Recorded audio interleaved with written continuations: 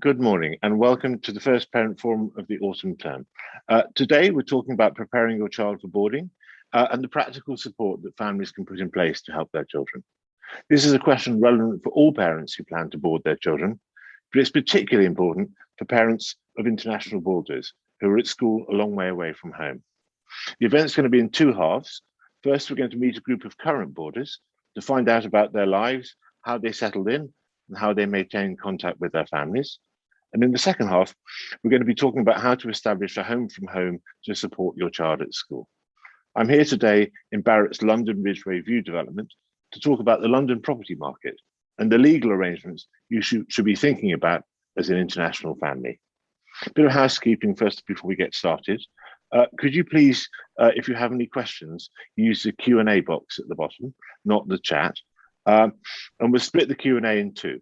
So if you've got questions about schools, please post those in the first half of the presentation. And then if you have property or legal questions, put those questions into the second half of the event. So I'm delighted, first of all, to be welcoming Lancing College from West Sussex, where Diana Cree, Executive Director of External Relations, is going to be introducing three pupils for us. Actually, I think they're going to introduce themselves. Yeah, I think they're going to introduce themselves. I'm in the background, so yeah, off you go. Hi, I'm Claudia, and I'm currently in the upper sixth form. I take economics, business, and music A-levels, and I'm looking to pursuing music and university. I come from Hong Kong, and my previous school is Polanco Chakaya. So hello, my name is Ian, and I'm in the upper sixth as well. So currently I'm studying economics, geography, maths, and business. I hope to do law in university. Hi, I'm Domi. I'm in fifth form. I have a bit more of a complicated situation. I was born and raised in Hong Kong, but I'm from Italy. Yeah. Great. So I'm going to start with a really simple question for you all, really, which is, why did you come to a school in the UK? Who are you going to direct that to? Let's throw that one. Let's go back in reverse order. So let's start with Dobby first. So I think in Hong Kong, it's quite a big culture to go to boarding school. In the UK, it's quite a big thing. And so in this school, there's a ton of people from Hong Kong, and I just really wanted to improve my academics and etc. So I really thought that going to a boarding school would really help out, as well as the fact that I want to come to university here in the UK. So I thought having a kind of head start would be great. Okay, I'm seeing a lot of nodding there going from Ian as well. Is it to do with university plans? Is that part of the attraction of coming to a UK school? Yeah, that's part of the reason why I come here to UK. So another factor is the environmental factor. So we have very good academic environment here, as well as the extracurriculars like the chapel. Mm-hmm. And for you, Claudia, was it the same? Yeah, it was pretty much the same because I really wanted to experience boarding life, and I really like the UK, so that's why I chose the UK. So let's stay with you for a moment then. So you made this decision to come to the UK. How did you find settling in to your new school? At first it was pretty tough because I was so used to going home after school, and then not being able to see my family was a bit tough. But then I got to know a lot of other people around the school, and then they helped me settle in and make me feel less homesick. And I mean, so practically then, how often were you going home? Just in the holidays? Probably every half term or during Christmas and longer holidays. Mm-hmm. So you were doing a lot of international flights?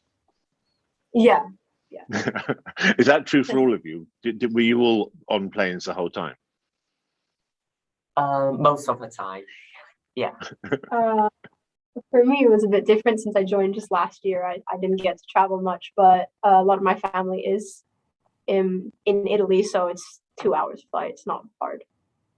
Okay, so for all of you, what school's like at the weekend is quite important, isn't it? So Ian, how did you find Lancing at weekends, or how do you find it? Well, weekends at Lancing is always fun. So on Saturdays we have Saturday school, and afterwards we have like some sports events like football. And on Sundays we normally have some music school, and at the evenings we do have some food truck coming up to lunch. And how important, Domi, has the house been for you?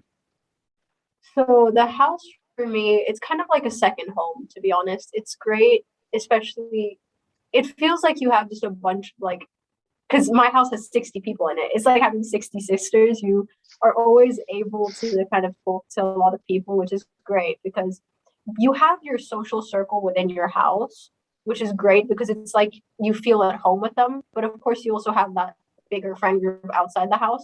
But they're kind of like your first base, as in you just, yeah, they become siblings to you because obviously you're seeing them every morning, every evening. You study together, you talk in the common room, and etc. So it's kind of just like, yeah, like a second home. And at Lansing, do you pick your house, or or is it decided for you? For me, it was decided, but I really liked the house because I was shown it when I came, and yeah, I was quite happy with it. And Claudia, how have you found the sixth form? Compared to GCSE, it's been a pretty big leap because we get to choose like more subjects, which are like economics, business, and history, classical stuff.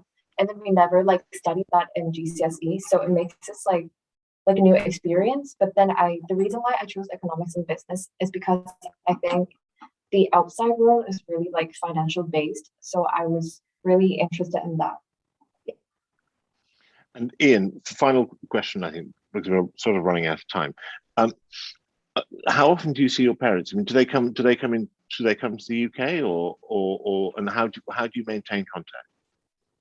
So my parents, they do not come find me in the UK, but we have a video call every week. So during weekends, I'll just ring them up like by a video call. So we like have a chat on our daily lives and what's happening. Yeah. Is that the same for Claudia and Dom as well, or do your parents come over? My mom does visit sometimes, and I do call my parents almost every day. Same situation with Ian, because it's pretty hard to like travel to the UK because of the pandemic.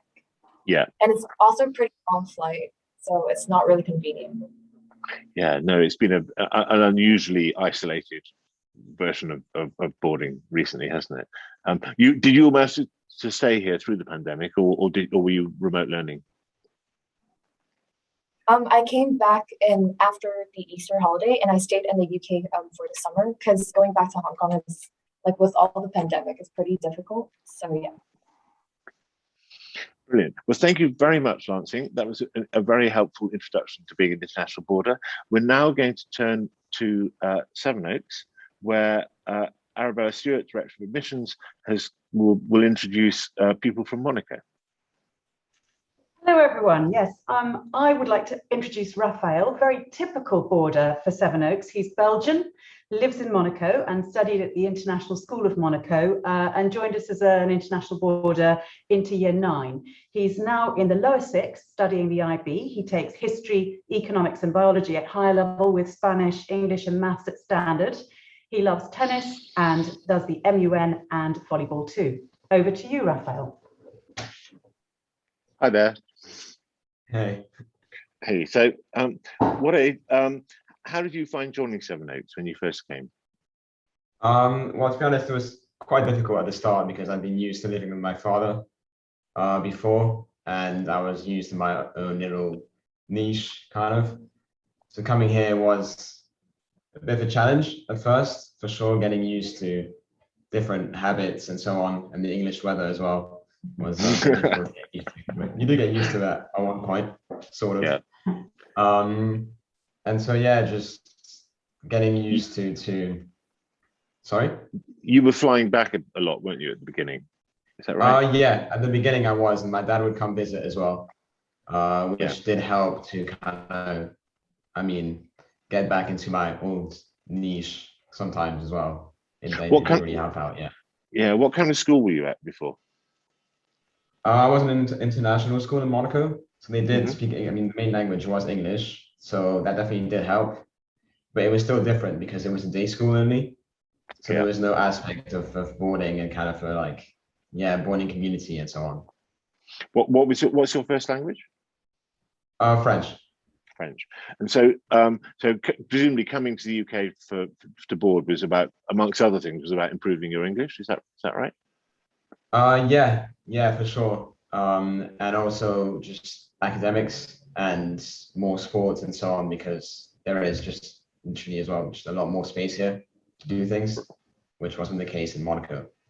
Right. I mean, well, that was one of my questions actually. So, how does the co-curricular facilities compare with the previous school?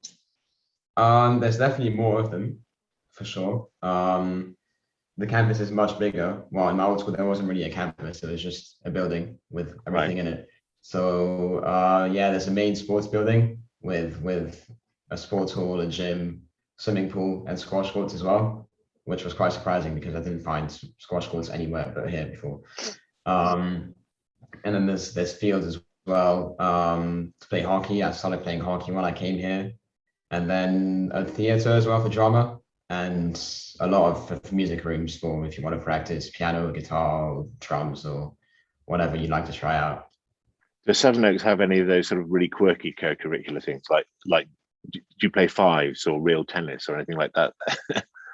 Not really, to be honest. No.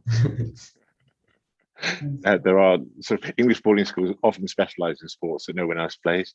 And what do you do at weekends? When I came here at first, I would usually either go back home or visit my dad if he came to London. But then once I got used to being here, well, first of all, we have Saturday school in the mornings, which is a bit hard to get used to, but again, you do get used to it.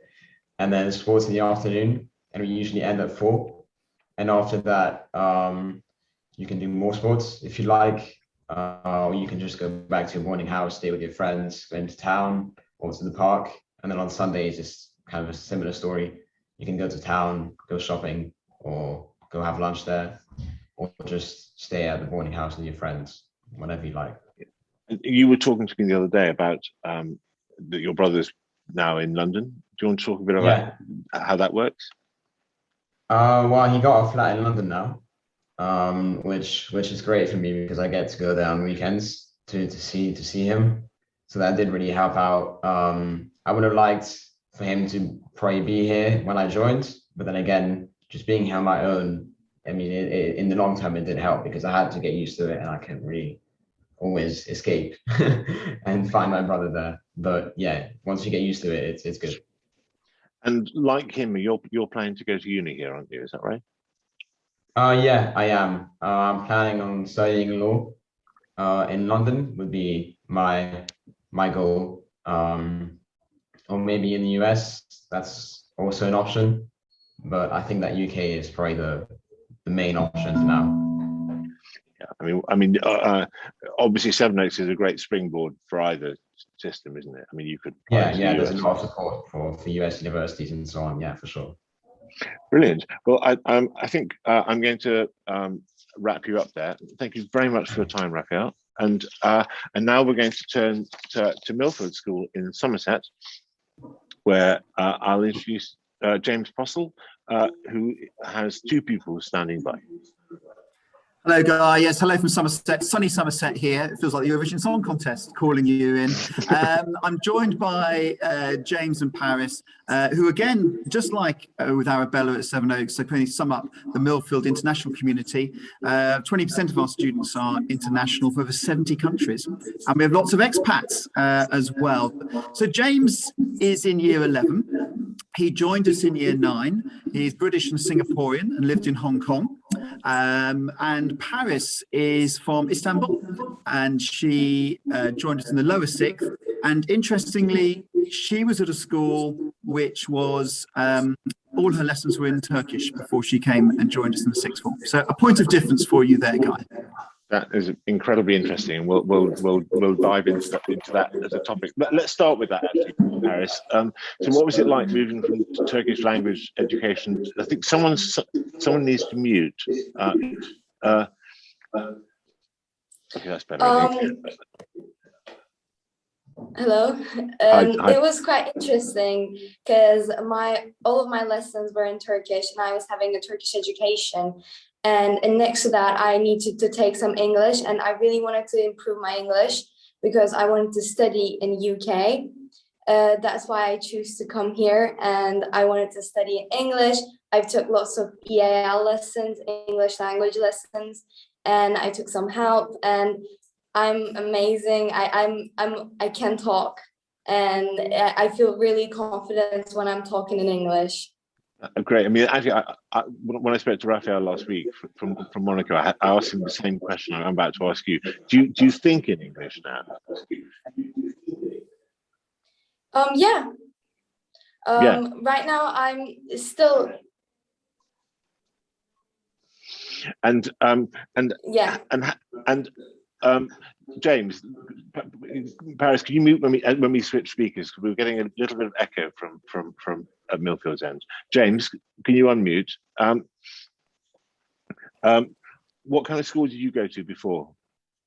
I went to an international school in Hong Kong. Mm-hmm. And was that taught in English?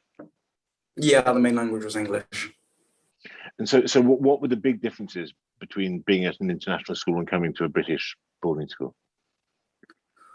I'd say the main differences were at an international school, I mean, you just got to go home every night. And yeah, and at a British boarding school, it's different, of course. You go home and you're at your house. But I enjoy a boarding school because you're living with your mates for 33 weeks a year.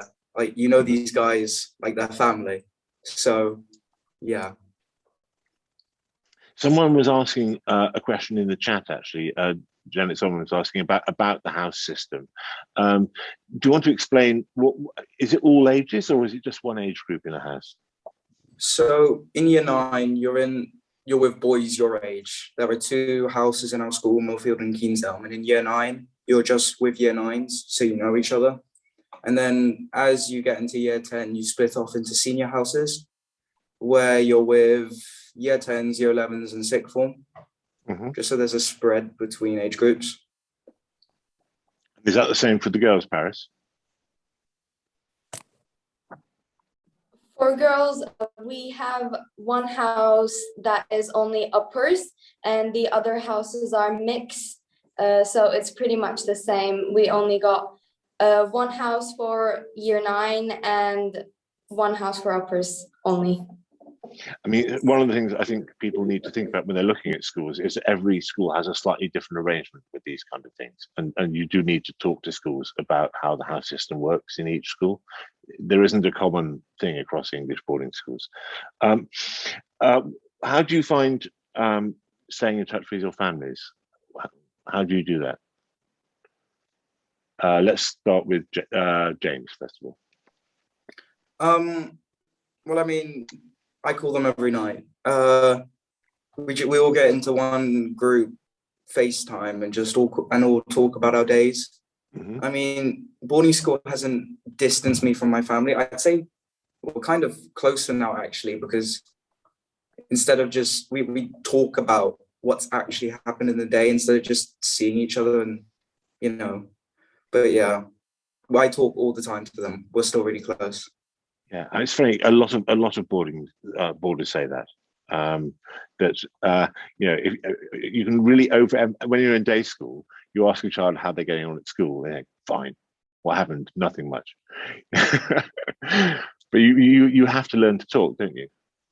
Yeah, pretty much. Like, because when you're so far away, you have to learn how to communicate because they're not seeing the same things you're seeing. Like, yeah, you have to tell them. And Paris, do you see your family very often? Do they come to the UK much?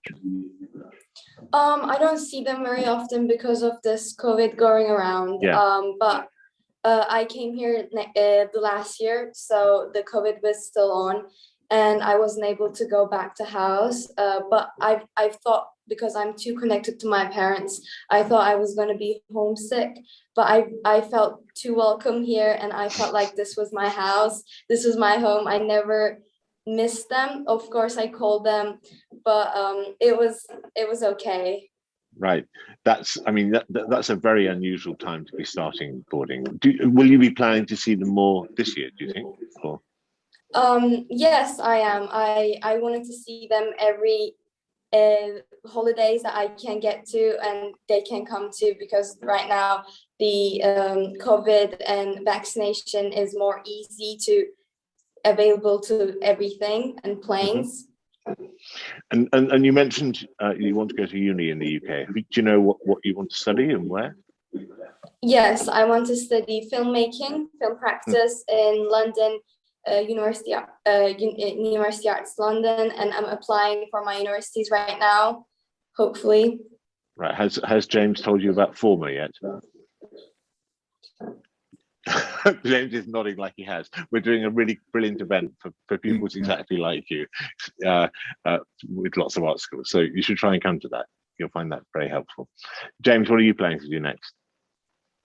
For A levels, I'm planning on doing economics, maths, and I think history, because I really enjoy history. It's one of my favorite subjects. And that's what I do. So that's good to hear. Where do you plan to? What do you plan to study at university? At university, I'm not sure, to be honest. I'm edging towards doing something towards economics, but as I said, I still really want to do something with history. So I'm trying to keep my options open. Cool. So what we're going to do now is move to a general discussion across all the schools taking part.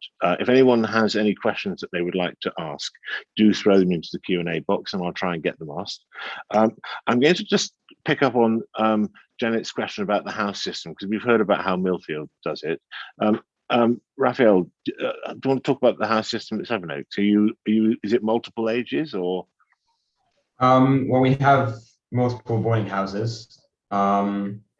Ages. Yeah. Ages. Oh, for ages, we have a girls' and a boys' boarding house where it's just lower six and upper six, and then all the ones range from year 9 to upper six. So there is a range of different ages in most boarding houses. And is yours one like that? Yeah, mine is from year 9 to upper six. Raphael is in our most recent boarding house, and he was a founder member of that house. Does that mean there's no older pupils in yours? Are you the top year? No, there are. I'm in lower six, so there are older people, but we took some students into the lower six, didn't we? When you were in year 11, so the house is full now. Yeah. Right. That must be quite an interesting experience to be the founder of a new house. Oh yeah, it's great. What's it called? Yeah. My boarding house. Yeah. It's called Aisha House, after somebody who gave helped us build it. So yeah, Jack Aisha, musician. and Diana, do you want to tell us about the Lancing pupils? Do you want to tell us about pupils about boarding houses at Lancing? How do they work? Well, I'm going to actually turn over to Claudia, who's a prefect and has been through her house from year 9 to now upper 6, so she can tell you about how it all works. So I'm assigned to Field's house, and we have a mixture of all pupils from like all year groups. So we don't have like a specific house for like sixth forms or juniors. And then we have 10 houses in Lansing, where 4 of them are boys' houses and 4 are girls' houses. And we also have like a co-educational boarding house, a day house. Yeah. Co-education day house, not boarding. Yeah. Yeah. Yeah. Day house. And so that's an interesting question. Do boarders and day students mix? And do they form friends? We have like 10-ish day pupils and also flexi boarders in our house, but most of them are boarders, full-time boarders. But I mean, have you made friends with locals, and do you go to people's houses and things? Or? Before COVID, we were allowed to like go to other houses and visit people, but there's a boys' house, which is only for day pupils. Yeah, but mostly we're all mixed together. Yeah. Okay. I mean, that always used to be a huge issue when I was at school. So let's jump to another question that people are asking in the chat. What percentage of children at Lancing start in the sixth form? And particularly, I suppose, let's make it sort of, that's probably a question for Diana rather than for the students. And also really what percentage of international people start in the sixth form, I suppose, would be the other half of that question. Hi, sorry, I've been in the corner. Yeah, yeah. We have in our lower sixth year, about a third will come from being new that year. So it's a cohort of about 50 will join, and a high percentage of those will be boarders actually. Very much about wanting to get that entry to university, but at the same time, it's a real step change to independence, and we start teaching in the university style. So it's a bit more than a independent living. It's about independent learning and depth of subject and all the other things that actually you really get a benefit from when you're boarding in the sixth form. So we often call it is the powerhouse of Lancing is the sixth form. Cool. And is that, I'll ask James the same question, James Postle. What proportion of your international students come in the sixth form, do you think, James? That's a good question. We have a large, in fact, you probably got with Sevenoaks and ourselves and probably with Diana, one of the largest intakes of sixth form across the country. We take about 130 new students into the sixth form. And I would have said of that percentage who are based overseas are probably about 40%, but about half of those will also be British who are living overseas as well. So it's a significant amount. Another powerhouse of a school in terms of our sixth form, I quite agree, Diana. We would say the same, and it's a great opportunity for independence. And a bit more, like Paris wearing a different uniform, for example. She has a little bit more freedom in her dress sense, whereas James, you can't really see, he's got a more of a set uniform. And Sevenoaks, let's ask the same question there. Yes, as with Millfield, but not quite as many. We have about 70, 75 students joining at lower sixth, and they join in an existing year group of 180. It's an enormously international intake. Currently in the school, we've got 70 different nationalities represented, and probably 70% of our sixth form entry are cosmopolitan, are international students. And it's just such an interesting mix to add into the sixth form. All of our local students, Sevenoaks based all their lives, can make friends with people across the world, and indeed our other borders as well. I mean, this is a real feature of British education at boarding and at university, isn't it, these days, that it really is a properly international experience. I know Raphael was saying that was one of the things he liked about it when we talked last week. I mean, do you have particular clumps from certain areas, or is it really lots and lots of countries? Well, we work very hard to have a proper range. We have fabulous applications from China and Hong Kong largely, but we want to make sure that we have the international mix. And actually, that's why we go to the fair at Monaco and we go to the fair at Dubai and Abu Dhabi, because that's where we're going to find a wonderful range of international students who can come and join us. Thank you very much, Sevenoaks and Millfield and Lancing.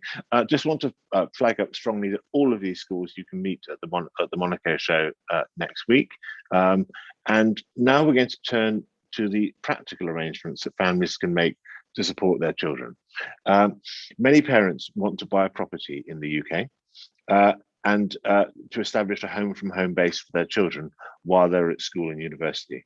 And so for the second half of this event today, we're going to talk about how you go about doing this.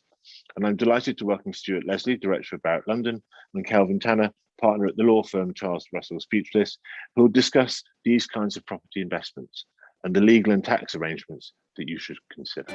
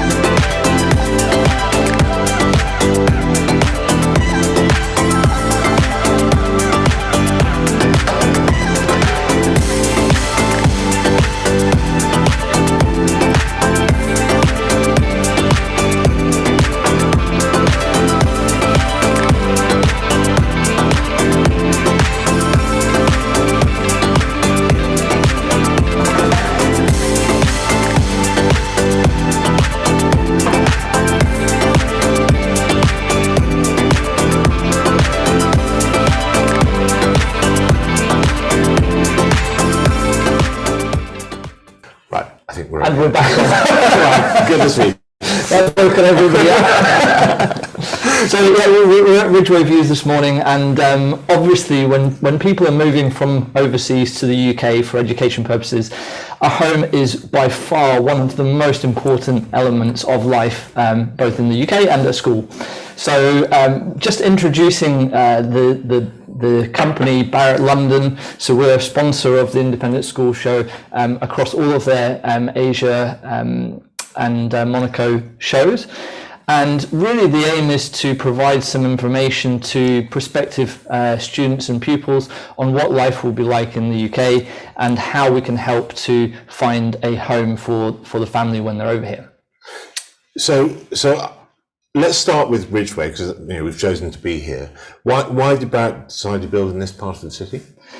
Well, so it's absolutely stunning. We will show a short virtual tour of the property just after this talk, but we have in front of us the Totteridge Valley, which is stunning rolling hills of countryside, but we're literally 25 minutes from the centre of London. So it's a very, very unique location where people can have that great work-life balance and school-life balance with some fantastic independent schools in the area, but also having equestrian centres, golf centres, and everything you need on your doorstep for a great family life.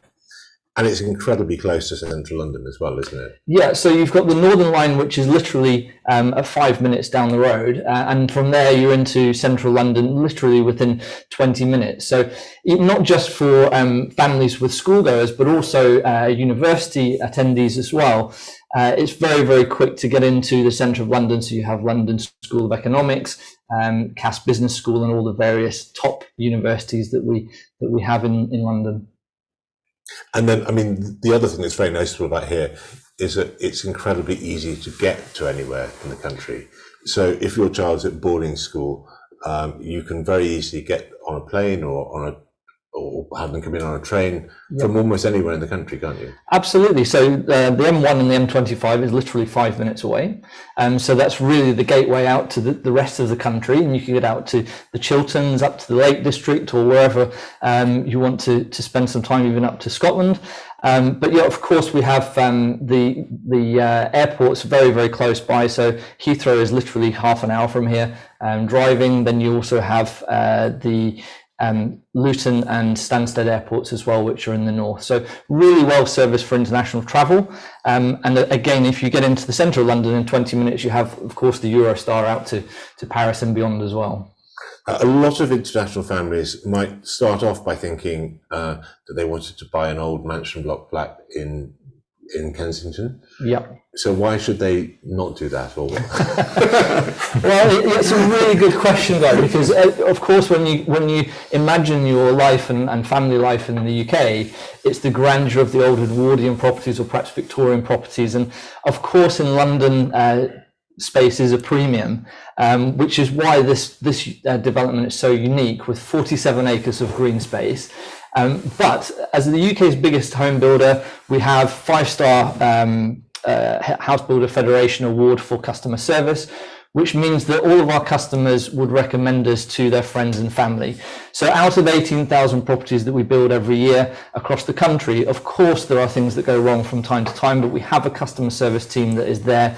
We have warranties in place to take care of everything for the first 2 years. So there's really nothing to worry about when you move over to the UK. We can even have furniture packs and everything ready for the family just to move straight into. So it's all about putting the children and the family first and making sure that we take care of the home and the property. And in terms of resale, how good is that compared to classic properties? So the philosophy of Barratt Homes is, well, I'll tell you the story actually. Everybody likes a little story, but so Larry Barratt established the business about 60 years ago. And he established the business because he couldn't afford to buy his own family home. So he clubbed together with some friends, they bought some land and they built some properties more than they needed and sold off the excess. So it really instills the values across the business of good quality, good value for money property for people to live in. So that's what's in demand in the UK. That's certainly what's in demand in London, not particularly luxury properties, but good quality, affordable properties for people to live in. And of course, you have the 2-year warranties, and those extend if you sell the property on. So there's some great benefits to having the new build property for your home, and then for resale values as well. And for someone who doesn't know London so well, how would you compare Mill Hill and life here to, say, Dubai or Hong Kong? Well, of course, it's or Monaco. of course, it's a little bit cooler than Dubai for a start, although we have beautiful sunshine today. It's certainly a quieter, sort of more laid-back luxury lifestyle in the country, rather than that sort of bohemian central London or central city capital lifestyle. So you have all of the theatre, you have all of the museums and everything on your doorstep, literally 25 minutes away. But this is definitely a more laid-back family lifestyle. We have the equestrian centre just 5 minutes away. We have Finchley Golf Course. And of course, we're surrounded by Millfield School and the various other independent schools as well. So it's a family lifestyle here. And I think that people who come out to Mill Hill really enjoy that green space, that fresh air and peace and quiet. That's a little bit of a contrast to central London. Yeah, I don't think you can really appreciate that unless you've been here, but if you Google Ridgeway Mill Hill on Google Maps, you'll see there's this huge block of green inside the M25, and it's a part of relatively central London that is really rural, isn't it? Yeah, so Totteridge Valley is very vast, and the development, because it's on a slope, it has uninterrupted views across the Totteridge Valley. But actually within the development itself, we have 47 acres of green space with trails for walking, running. We have nature reserves. We have a small river running through the development as well. So there's so much nature and diversity in the development, but you've still got the security of a concierge on site. You have the convenience of a gymnasium on site, and also you even have a small cafe as well. So really everything you need here to enjoy that country lifestyle. Now, we're coming on to a really interesting topic, which is about the money. Lots and lots of UK parents have wised up to the fact that buying a property when their kids go to university can be a really neat way of paying off the student loans. Mm-hmm. Do parents do something similar with school fees? I mean, what do you reckon the investment opportunities are? Well, I think that if we talk to the investment side of owning property in the UK, it has to be a medium to long-term investment. In the same way as you send your children to school for 5 to 10 years, you don't send them for a year and then move them from school to school. In the same way, you purchase property and you will hold that property for a significant period of time. And there's different uses and value opportunities for that. So of course, the second home for the family is really important, somewhere comfortable, secure and stable to live.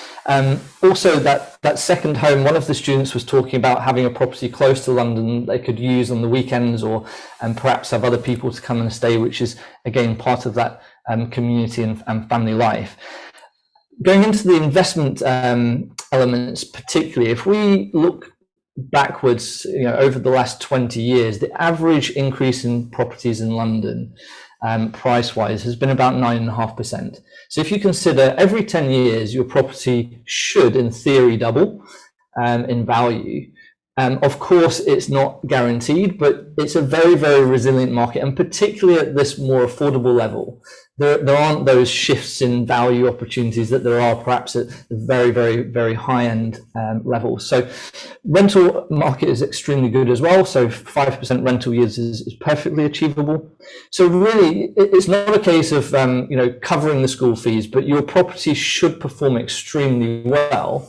If you purchase a property at around about £300,000 for investment, you should be looking over the next 10 years, that property going up in value up to around about £600,000, plus you'll get the rental income throughout that period as well, which obviously will help with all of the travel costs, the school costs and everything else that's involved with sending the children over to school in the UK. Yeah, I mean, that's incredibly interesting. So I think what we're going to do now, if that's all right, is we'll turn to Kelvin. Who's a partner at London law firm Charles Russell Speechlys.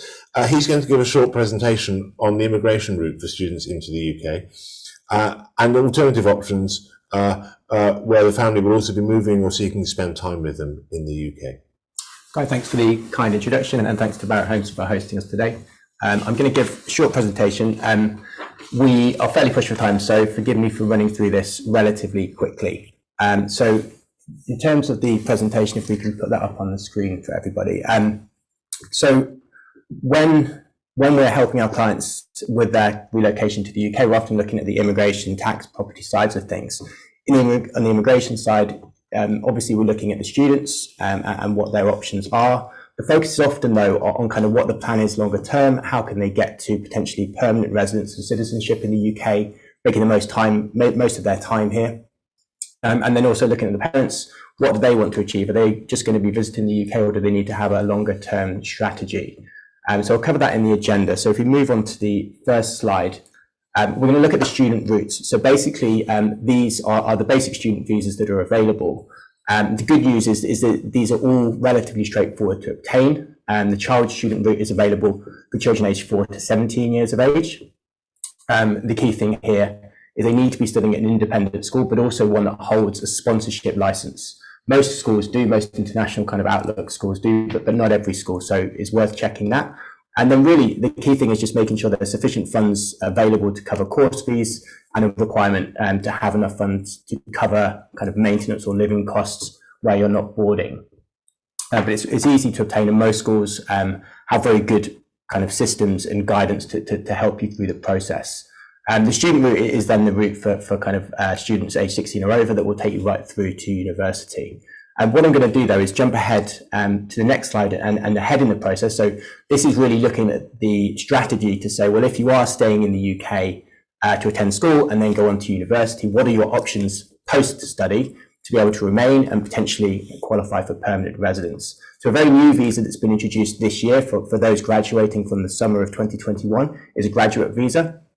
It's a 2-year visa that gives you the ability to live and work in the UK, get some experience, but it doesn't count towards permanent residence in terms of time spent. So normally we want to then move people onto a different visa. The skilled worker visa is there for basically people that have a job offer and are going to be sponsored by an employer to work in the UK. That's often the goal, and it provides a 5-year path to permanent residency.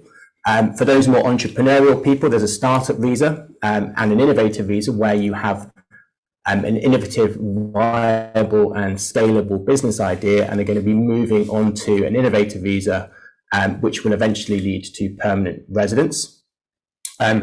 Indefinite leave to remain. So most visas have a path of about 5 years with some options to kind of accelerate that to permanent residence. But time spent as a student, which could be a long time, doesn't normally count to permanent residence. Same for graduate and startup visas. And there's a 10-year indefinite leave to remain application that you can make. And that's often something students look at. The key thing is the residence requirement is 540 days over a period of 10 years, which is less than 2 months a year. So if you are going back for all of your vacations, you're likely to exceed it. So sometimes we have to look at other strategies. And quickly moving on to the next slide. This is then to look at the perspective of the parents. So obviously nobody's traveling very much at the moment, so it's not been such an issue, but it's important to bear in mind if you're visiting children in the UK, you could enter effectively as a visitor for up to 180 days or 6 months without overstaying a visa. But the visit visa isn't there for people that want to make a home in the UK. So if you're effectively trying to live in the UK while your children are studying, what we want to do is instead look at alternative options. So the parent of a child student visa is there as an option where you have a child aged between 4 and 11 attending an independent school. The problem is it's only for one parent. So it basically allows a parent to come and to look after the child while they're studying. It doesn't lead to permanent residence. They can't work, and the family have to maintain their home outside the UK. But once the child is getting to 12 years of age, we need to look at a different strategy. It may be they then go into boarding, in which case the family will visit the UK. But if not, we'll look at different options. So moving to the next slide. One of the main options that certainly the high net worth families look at and that we often assist with is the Tier 1 investor visa. So this is where the whole family might want to move and set up a home in the UK and live in the UK for at least a significant portion of their time. So you have to have £2 million available for investment in the UK, and that's invested into usually a portfolio of share capital or loan capital in active and trading UK registered companies. The key thing is they can't be, unfortunately, in property investment. So you can hold property investments, but not as part of your investor visa portfolio or companies engaged in property investment or development. it gives a path to permanent residence after 5 years. And this is also something to consider if you have children that are attending university here. So we often assist with an investor visa for a student, and this is for anyone that's 18 or over, and that means effectively you can start accumulating or accruing time towards permanent residence from the point that you attend university, and by the time you graduate, you should hopefully be close to achieving permanent residence. Alternative family options are a skilled worker visa if one of the parents will be coming to work in the UK, or a startup and innovator visa, if they're entrepreneur and they want to establish a company. If we have time, I've got a very quick case study that brings a couple of those points together.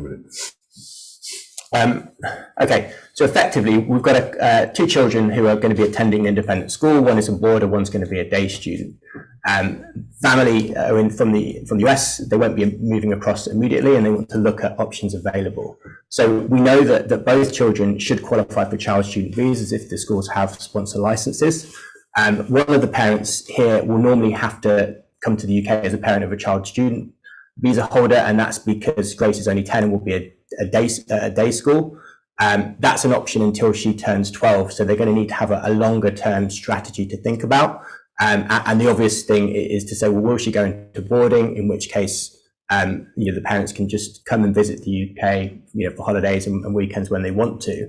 But longer term, we'd be looking at, say, the investor visa, the skilled worker visa, or the innovator visa. And the advantage of that for the family is they can start accruing time towards permanent residence. So hopefully after 5 years of living together in the UK, they could achieve that goal.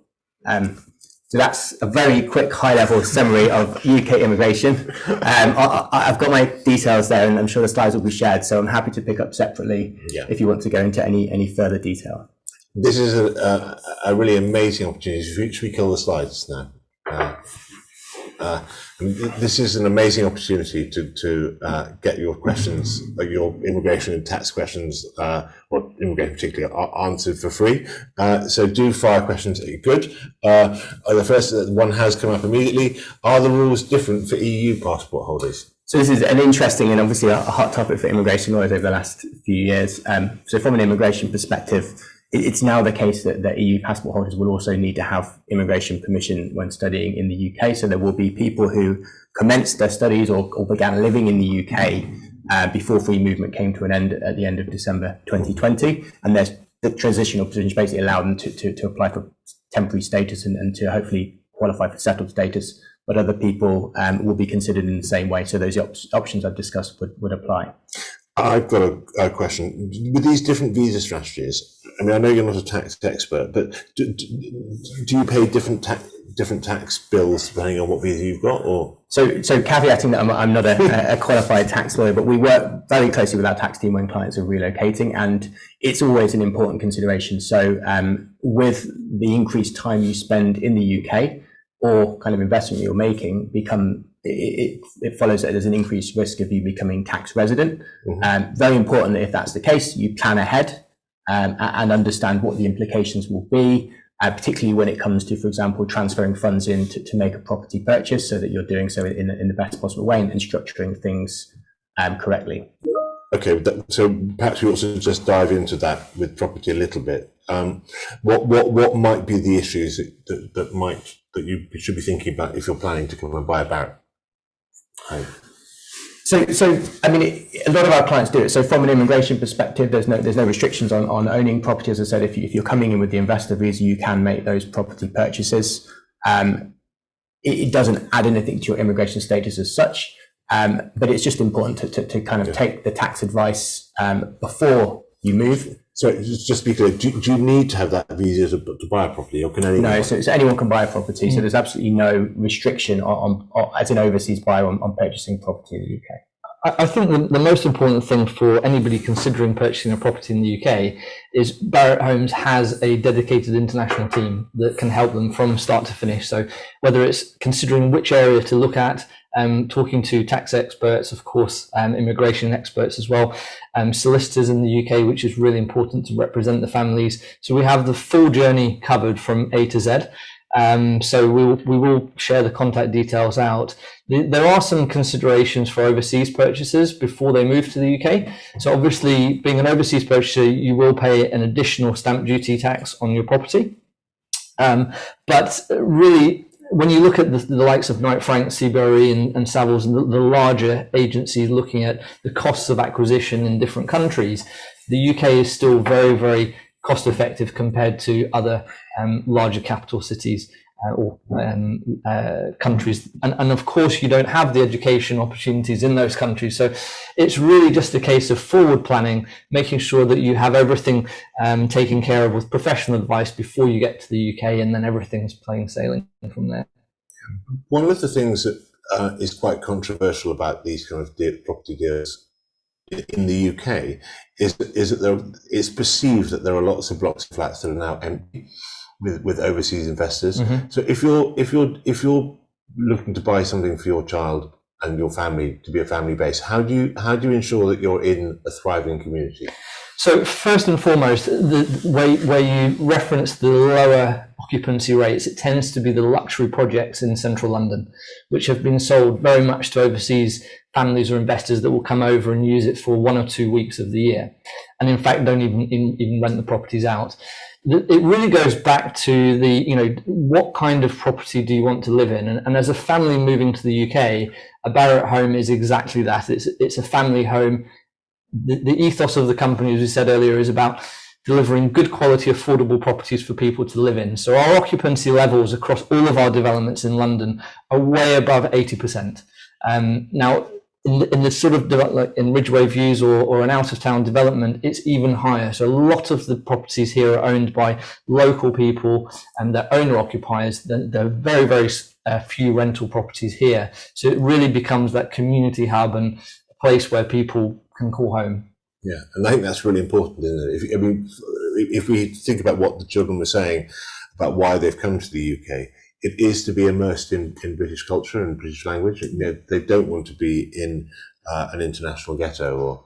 Well, one of the biggest reasons to come to the UK is obviously education. But when you look at the different areas of focus, so certainly we have lots of customers from Asia that send their children over to the UK for education. Likewise, we have from the Arab Emirates as well, and also from Europe. But they're not just coming for the school, although the education is superb. It's very much about that culture, the sports, the cricket, the sports days, the days out into, whether it's to London, to the museums or theatres, or out into the countryside for everything that the UK has to offer. So it's a very rich lifestyle of experience, rather than breaking things down into whether it's property or investment or lifestyle.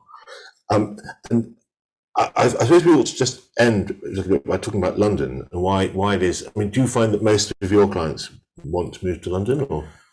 I think London is certainly London, or certainly around London. I think led by the lifestyle considerations that you mentioned and the quality of schools. And I think the UK kind of remains a draw. It's still seen as kind of very secure, and I think that goes for the UK as a whole.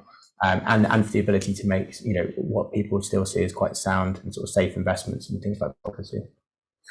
I mean, there's an interesting thing that a lot of the leading boarding schools are not in London. In fact, almost all of them are not in London, and that's something that's quite normal for international families. That your child goes to a school outside London, but you choose to live as a family in London. Yeah, we have a lot of family buyers who will purchase a property close to London, not necessarily right in the centre, but accessible to London. So whether it's an expat weekend or a half term, they can really immerse themselves in that cultural lifestyle experience and be able to also travel out to other parts of Europe as well. It's so accessible to get in and out of London via Heathrow and the other airports that really, the world is on your doorstep.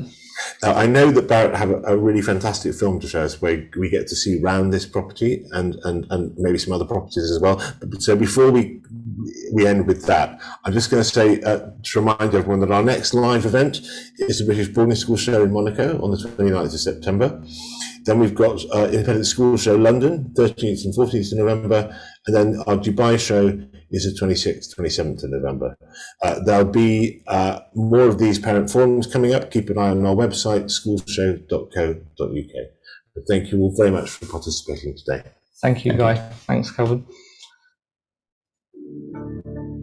Welcome to Ridgeway Views, a development by Barratt London located in Mill Hill Village.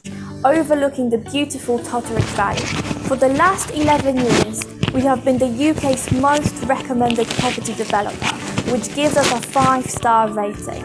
We are the only developer that has held this accolade for 11 years. This means that out of 11,000 homes we built, over 90% of those customers would recommend buying a Barratt property to their friends and family. All of these credentials can give you assurance that you can expect the best quality, great design, and an award-winning customer service when you're purchasing your new home. Located in a quiet residential area in North London, Ridgeway Views sits within the boundaries of one of London's oldest villages, perched on a hilltop overlooking the green fields of Totteridge Valley. Surrounded by acres of green-belt countryside, where nature lovers, Sunday strollers are spoiled for choice, as woodlands and countryside are on your doorstep, along with many traditional inns. Waitrose is a walk away, but for more extensive shopping, Mill Hill Broadway is a short bus journey where you will find M&S, boutiques, hairdressers, shops and cafes. The M1 and A1 are only 5 minutes away, with easy access into central London, Heathrow and Luton airports. It's the site of the former National Institute for Medical Research, where many highly regarded scientists and Nobel Prize winners have worked. Barratt will be rebuilding the cruciform building to its former glory. The development boasts over 47 acres of open space, which includes the fitness trails, 512 high-quality luxury homes, a mix of 1, 2 and 3-bed apartments with 12 detached houses, a planned on-site coffee shop, the residence gym and concierge and car club. We have sold 5 blocks along with the houses. We are now selling Callow House and Isaac House, which will be ready by summer 2021. Most apartments have views either onto the landscape gardens or Totteridge Valley. Most 2 and 3 bed apartments are extremely large, with 2 beds at 1,302 square feet and 3 beds at 1,551 square feet. All apartments benefit from own outside space and parking space.